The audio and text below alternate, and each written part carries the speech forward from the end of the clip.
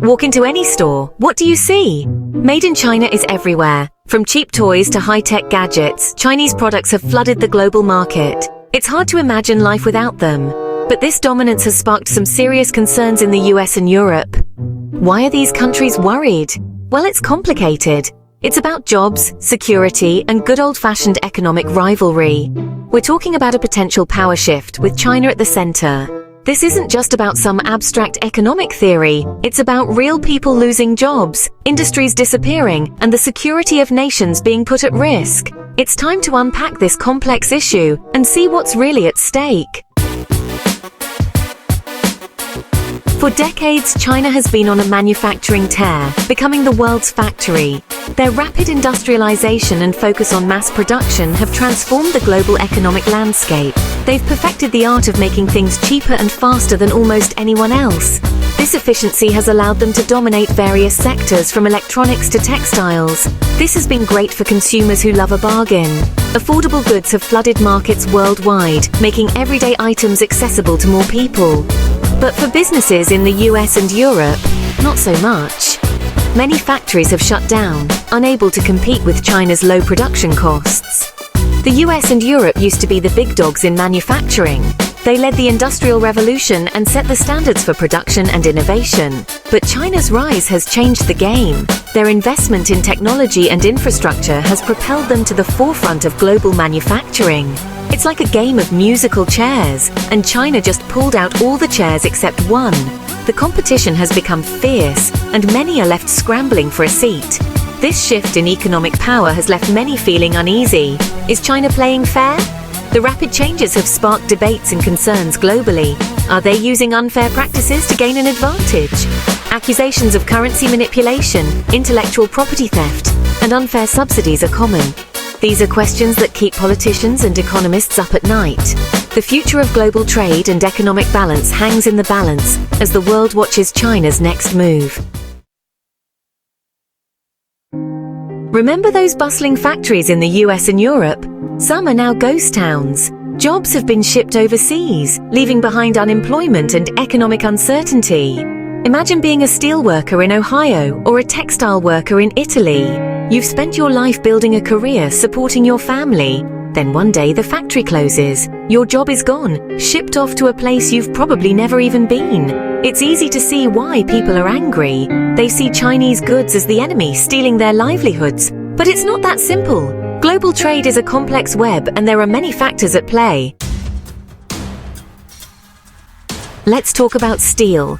The US used to be a steel powerhouse, but then came China, flooding the market with cheap steel, often subsidized by their government. This undercut US producers, leading to factory closures and job losses. The US cried foul, accusing China of dumping steel at unfairly low prices. Trade wars erupted with tariffs slapped on goods from both sides. It was like a scene from a Western, but instead of gunslingers, it was politicians and CEOs facing off. This battle over steel is just one example of the economic tensions between China and the West. It highlights the challenges of competing with a country that plays by different rules. Section 5. Can you hear me now? Spying through the supply chain. Now let's talk about security. It's not just about jobs and trade deficits. There's a growing fear that China is using its technological prowess for espionage. Think about it. China makes a huge chunk of the world's electronics, from smartphones to networking equipment. What if these devices come with a hidden cost? What if they contain backdoors that allow the Chinese government to spy on users? These concerns are not entirely unfounded.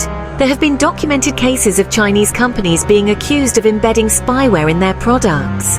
This has led to calls for greater scrutiny of Chinese technology and a push to diversify supply chains. Section 6. TikTok on the clock, social media and data security.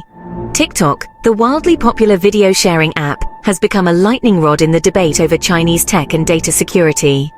Owned by Chinese company ByteDance, TikTok has been accused of collecting vast amounts of user data, potentially sharing it with the Chinese government. Imagine millions of users, many of them teenagers, unknowingly feeding their personal information into a system that could be accessed by a foreign government. It's a chilling thought. Governments around the world are now grappling with how to address the risks posed by TikTok. Some have banned the app on government devices, while others are considering more drastic measures. The TikTok saga highlights the growing distrust between China and the West when it comes to technology and data. The app's algorithm, which is designed to keep users engaged, collects data on viewing habits, preferences, and even location.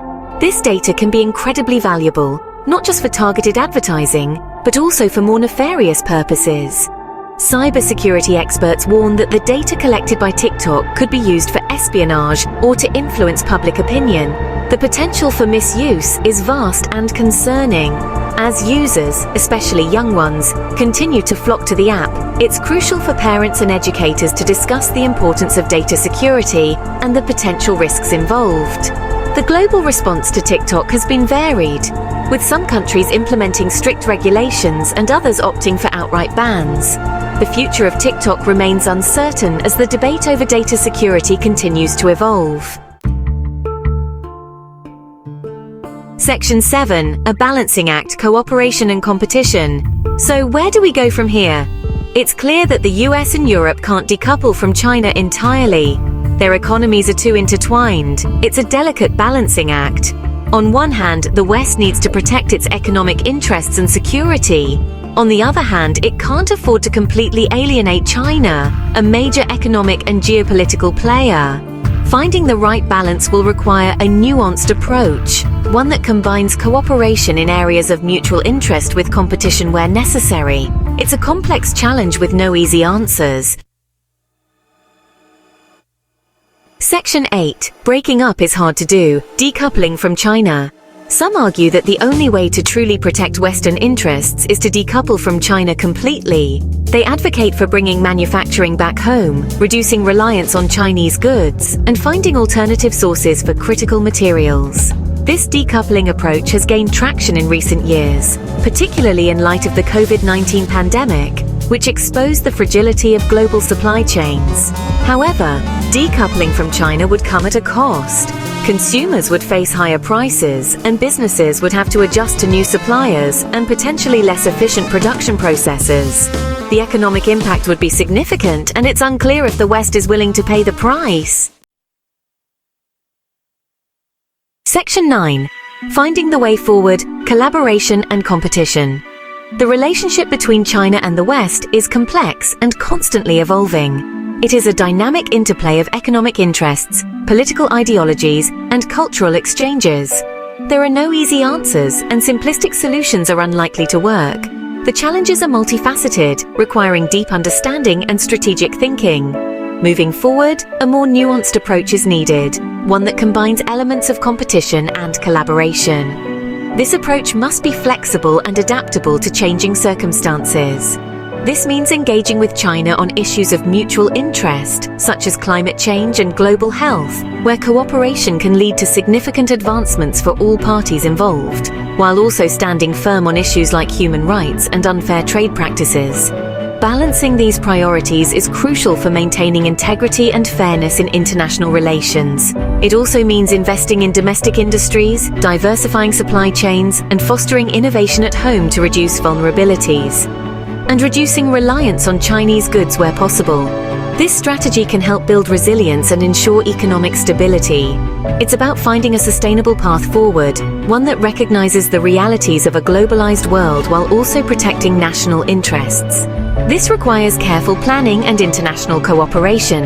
It's a tightrope walk, but one that the West must navigate carefully. The balance between competition and collaboration is delicate and must be managed with precision. The stakes are too high to ignore. The decisions made today will shape the future of global relations and economic stability for years to come.